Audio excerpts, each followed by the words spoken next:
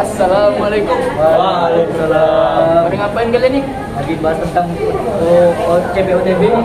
Apa tuh TPOTB? CPOTB bentar. Dari Google ya bentar. Oke, aman.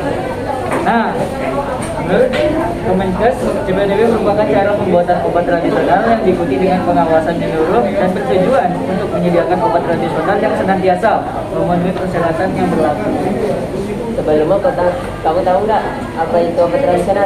Apa itu obat tradisional?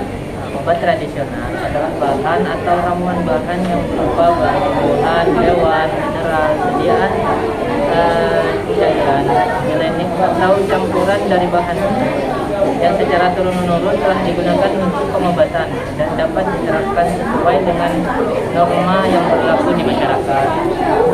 Apa saja contoh obat tradisional? Obat tradisional itu ada tiga. Ada jamu, obat standar atau HB, dan untuk pengobatan. Siapa sih jadi penanggung jawab CPOTB itu? Apoteker merupakan penanggung jawab televisi pada penyiapan prosedur pembuatan dan pengawasan pelaksanaan proses pembuatan, kebenaran bahan, alat dan prosedur pembuatan, kebersihan pabrik, keamanan dan mutu pada obat tradisional. Oh, jadi apoteker yang tanggung jawab. Ya. Apa ya sih persyaratan yang dilakukan oleh CPOTB? TPOTB itu memiliki 10 persyaratan. Yang pertama itu ada ketentuan umumnya, yang kedua personalia, yang ketiga ada bangunan, 4 peralatan 5 sanitasi dan higienis, 6 pengolahan dan pengamatan, 7 pengawasan mutu, 8 inspeksi diri, 9 dokumentasi, dan 10 penanganan terhadap hasil pengamatan peredaran. Saya jelaskan yang pertama dan kedua dulu ya. Yang pertama itu ketentuan umum, yaitu harus ada penegasan bahwa pembuatan obat tradisional harus mengikuti aturan yang sudah berlaku atau aturan yang sudah ada. Yang kedua itu personalia itu seharusnya mempunyai pengetahuan, pengalaman dan keterampilan atau yang sesuai dengan tugas dan fungsinya. Ya. Nah, yang ketiga ada bangunan. Bangunan industri obat tradisional hendaklah memiliki ruangan-ruangan pembuatan yang rancangan bangunnya dan luasnya dengan berbentuk sifat dan jumlah produk yang dibuat, jenis dan jumlah peralatan yang digunakan, jumlah karyawan yang bekerja serta fungsi ruangannya. Seperti ada ruangan atau tempat administrasinya, ruangan atau tempat penyimpanan simplisianya, tempat sortasinya, tempat pencuciannya, dan lain-lain. Nah, yang keempat, ada peralatan. Jelaskan mengenai jenis peralatan yang digunakan dalam pembuatan obat tradisional seperti alat penghancur, alat penyulingan, alat pengemasan. Nah, selain itu, harus ada informasi mengenai spesifikasi dan kondisi peralatannya, serta sistem pemeliharaan dan perawatan yang dijalankan untuk memastikan bahwa peralatan tersebut selalu dalam kondisi yang baik. 5. Sanitasi dan higien. Sanitasi dan higiennya itu jelaskan mengenai tindakan yang dilakukan untuk menjaga kebersihan dan sanitasi selama proses pembuatan obat tradisional, seperti pembersihan dan sanitasi lingkungan kerja, memeriksa bahan baku sebelum diproses, serta memeriksa kesehatan tenaga kerja. 6. Pengelolaan dan pengemasan. Mengenai proses pengolahan dan pengemasan obat tradisional seperti teknik penghancuran,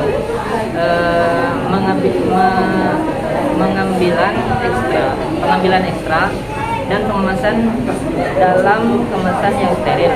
Selain itu, harus ada informasi mengenai penggunaan bahan pengawet alami dan secara pengawetan yang sesuai untuk memastikan bahwa produk yang dihasilkan aman dikonsumsi dan berkualitas tinggi.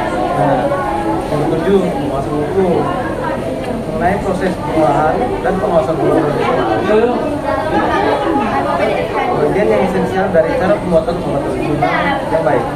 Rasa keterkaitan dan tanggung jawab mengukur dalam semua rangkaian pembuatan adalah mutlak untuk menghasilkan produk yang bermutu dari bahan awal sampai pada produk jadi. Nah, yang ke-8, inspeksi diri.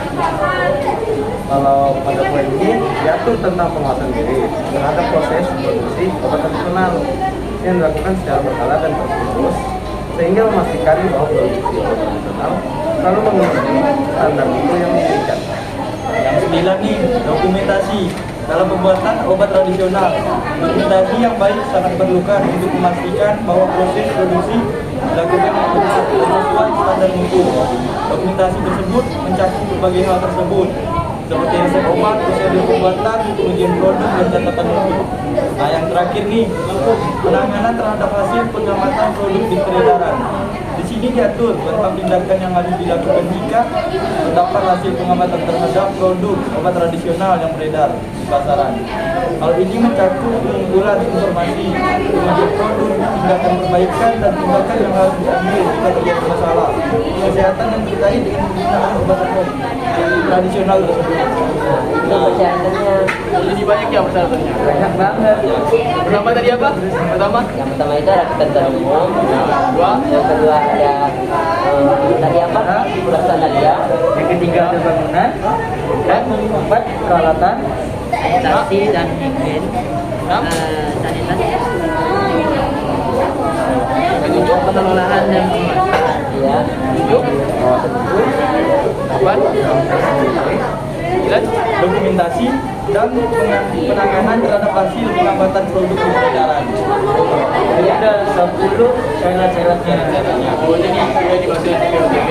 Nah, Tanggung jawabnya juga apoteker. Jadi bertanggung jawab atas semuanya. Ya. itu rediskusi kalian nih.